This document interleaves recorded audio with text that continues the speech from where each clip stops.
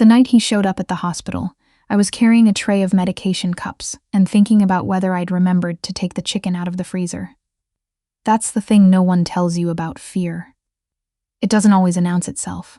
Sometimes it just walks through the front door of the emergency wing at 11:15 on a Wednesday, wearing the same gray jacket you asked him to return 8 months ago, and smiles at you like nothing happened. I froze at the end of the corridor. The tray didn't fall. I remember being weirdly proud of that later. My hands just stopped the way your whole body stops when your brain hasn't caught up yet to what your eyes are telling it. His name was Garrett.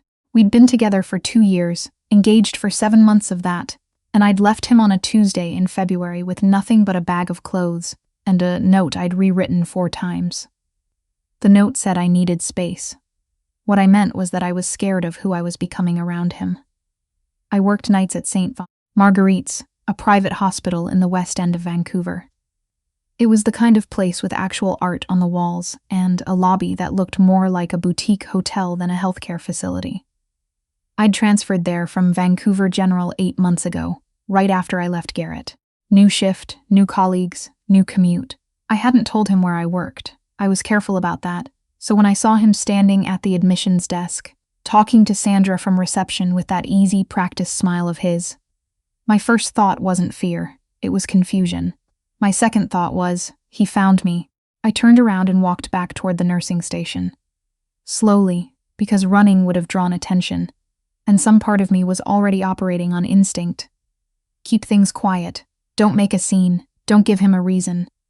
I'd spent 2 years training myself to think like that. You okay? Yusra looked up from her chart. She'd been my closest colleague since I started at St. Marguerite's. She had the kind of face that caught everything. Fine, I said. Thought I forgot something. I hadn't told anyone at work about Garrett. I'd thought about it. Yusra had asked me once, casually, if I was seeing anyone, and I'd changed the subject so smoothly I almost convinced myself it wasn't deliberate. But the truth was I didn't know how to explain it in a way that didn't make me sound either dramatic or pathetic. He calls me 12 times a day. He showed up at my old gym. He sent flowers to my mother's house with a note that said he forgave me. The police had told me gently that none of that technically constituted harassment under the current threshold. I'd need more. They'd said it with genuine sympathy, which somehow made it worse. I waited 20 minutes before I went back toward admissions. By then, Garrett was gone. Sandra told me cheerfully that a man had come in, asking about registering as a visitor for a patient. She said he'd been very polite. She said he had kind eyes. I didn't sleep well that week. The patient in suite 412 had been admitted 12 days before I saw Garrett in the lobby. I knew him the way I knew all the long-term private suite patients. By chart, by routine, by the small details that accumulate over night shifts. His name was Beckett Hale, 41 years old, recovering from emergency surgery following a car accident on the Sea to Sky Highway. Broken ribs, a punctured lung, a leg that had required 2 separate procedures. He was, according to his admitting paperwork, the founder and majority shareholder of a real estate development firm called Hale Group, which I'd later Google out of boredom during a slow shift and found had its name on 4 towers in downtown Vancouver and 1 in Calgary. He had 2 security personnel, not hospital security, his own. One of them, a quiet man named by the staff as simply the Big One, sat outside his door during day shifts. The other rotated in at night. I'd done his 11 o'clock vitals 3 times before he spoke to me, beyond the standard yes and no answers. The 4th time, I was adjusting his IV line and he said, without looking up from his phone, "You took a different route through the corridor tonight." I paused. "Sorry? You usually come from the east stairwell. Tonight you came from the elevators." I didn't know what to say to that. I hadn't realized I had a usual route. "The east stairwell was busy," I said, which was true. He looked up then. He had the kind of face that had probably been conventionally handsome before the accident. It still was, honestly, under the bruising that had faded to a dull yellow-green along his jaw. But what I noticed more than his features was the quality of his attention. He looked at people the way some people read a room, quick, quiet, comprehensive. "You're careful," he said. It wasn't a question. "It's a hospital," I said. "Everyone here is careful." He almost smiled. Almost. Not like that. I finished his vitals and left. I thought about that exchange more than I should have. There was something unsettling about being noticed, really noticed, by someone I'd been professionally invisible to for 12 days. But there was also something else underneath that. Something that felt uncomfortably like relief, like being seen by the right pair of eyes after a very long time of looking over my shoulder. I told myself I was projecting. I was tired and stressed, and Garrett had shown up at my workplace, and I was reading meaning into a casual observation from a patient who was probably just bored and observant by professional habit. I told myself that for about 4 more days. Garrett called my cell on a Thursday evening, just before my shift started. I was in the staff locker room, still in my coat. I stared at his name on the screen for 6 full rings before I declined it. He called again at 11:47, while I was on my break. I declined again. At 12:18, I got a text that said, "I just want to talk. I'm not angry. I think you know we made a mistake." I put my phone face down on the break room table and sat very still for a moment. Then I picked it up and screenshotted the text. I had a folder on my phone. I'd started it back in April, with screenshots of calls, messages, a photo I'd taken of flowers left on my car at my old apartment building. The folder had 43 items in it now. I don't know why I hadn't gone back to the police with the folder, partly because the first time hadn't done much. Partly because there was this voice in the back of my head, one that sounded a lot like Garrett, honestly, that said I was overreacting, that this wasn't real danger, that I was being dramatic. I knew, intellectually, that voice was part of what had taken me so long to leave in the first place, knowing that didn't make it quieter. When I went back to the nursing station, Yusra was on the phone, and the overnight orderly was restocking the supply cart. Normal. Quiet. I did my rounds. I checked charts. I made notes. Around 2 a.m., I went to do the Suite 412 vitals. The security guard outside, the night rotation man who I'd learned was named Terrence, gave me a small nod as I knocked and entered. Beckett was awake. He was often awake at 2 a.m., he said. Once that he'd never been a good sleeper and a punctured lung hadn't improved the situation. "Rough night?" he asked. "Why would you think that? You're holding your pen differently." I looked down. I was gripping it like it owed me something. I loosened my fingers and made a note on his chart. "Observation's a job hazard for you, isn't it?" I said. Something like that. He shifted carefully against his pillow. He still had to be deliberate about how he moved. "Do you want to talk about it?" "I'm your nurse," I said. "Not the other way around." "I know. I'm asking anyway. I should have said no. I should have finished the chart and said good night and gone back down the corridor. Instead, I heard myself say, "Someone I used to know showed up here last week. I don't know how he found out where I work." Beckett was quiet for a moment. "An ex?" "Yes. Is he the reason you come in from different entrances every few days?" The pen went still in my hand. "You noticed that?" "I notice most things from this window," he said. There was no apology in it, just fact. "I've also noticed that you check the corridor twice before you come in, and you haven't used the parking garage since last Thursday." I had switched to street parking last Thursday. Garrett had once, at my old job, waited for me in a parking garage. I hadn't told anyone that story. "I'm fine," I said, by reflex. "You're managing," he said. "That's different." I left without saying anything else. I stood in the corridor outside his room for a moment, my back against the wall, and I did something I hadn't done in months. I let myself acknowledge that I was frightened. Not of Garrett, exactly. Of the version of myself that had spent so long minimizing it, that I'd almost talked myself out of taking it seriously. He came back on a Monday. I know it was a Monday because I'd just finished a 12-hour shift and was covering an extra 2 hours for Yusra, who'd had a family emergency. I was tired in that specific way you get when you're past the point of tiredness. Past even feeling it, just functioning on the mechanical memory of how to do your job. I was coming out of the supply corridor on the 2nd floor when I heard his voice. He was at the far end of the hall, near the elevator bank. He was talking to one of the day staff, a newer orderly who didn't know faces yet, asking if he could leave something at the nurse's station for one of the nurses. He had flowers. Lilies. He always bought lilies because he knew I was allergic to roses, and he thought that made him considerate. I stepped back into the supply corridor before he saw me. My heart was doing something complicated. I stood there in the dark between two shelving units and thought very clearly, this has to stop. I thought about the folder with 43 screenshots. I thought about what Yusra would say if she knew. I thought about the police officer who'd been sympathetic and useless. I thought about 43 becoming 44, becoming 50, becoming a number I stopped counting. And then I thought about what Beckett had said. You're managing. That's different. I pulled out my phone and I called the hospital security supervisor, a no-nonsense woman who I knew took these things seriously, and I told her there was an individual on the second floor who had been told by admissions that he could not access patient or staff information, and that I had reason to believe he was attempting to locate a staff member without consent. I used those words deliberately. Calm words. Documentation words. Then I went upstairs to suite 412 and I knocked on the door, and when Beckett said, "Come in," I walked in and said, "I need to ask you something, and I want you to tell me honestly if I'm overstepping." He put his phone down. "Ask. Do you have people who handle situations? I mean, outside of the hospital. I know you have security. I'm not asking you to do anything. I need to know if that's a resource that exists in your world because I need help and I don't know where else to go right now."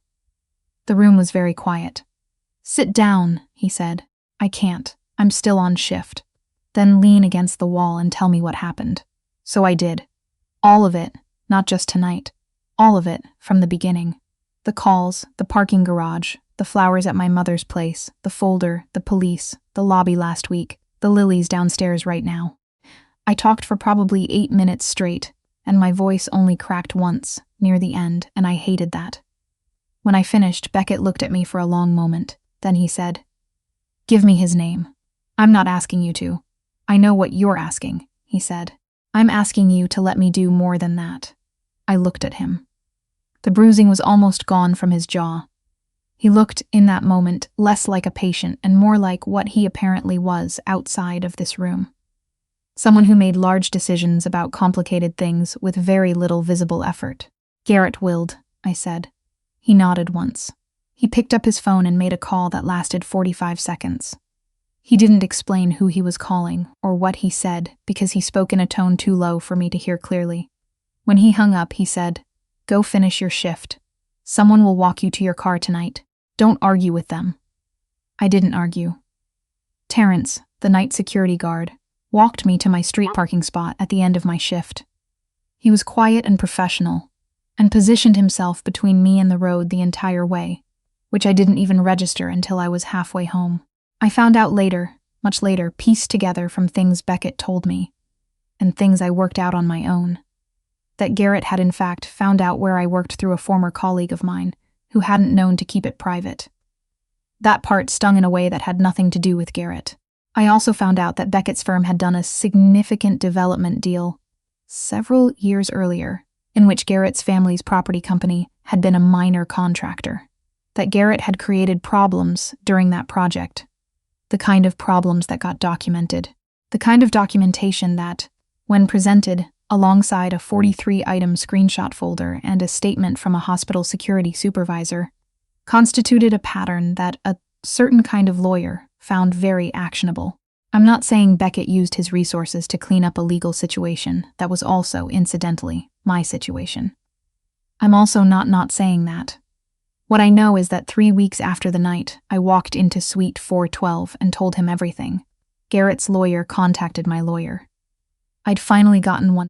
A woman in Kitsilano who specialized in exactly this and who charged less than I'd expected and was quietly formidable, and informed her that her client would be ceasing all contact and would be consenting to a peace bond without contest.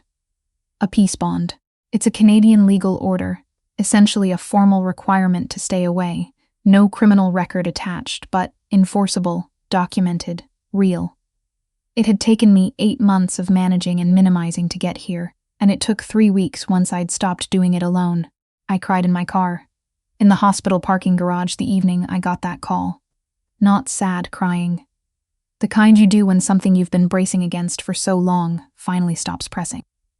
Beckett was discharged on a Thursday in early autumn.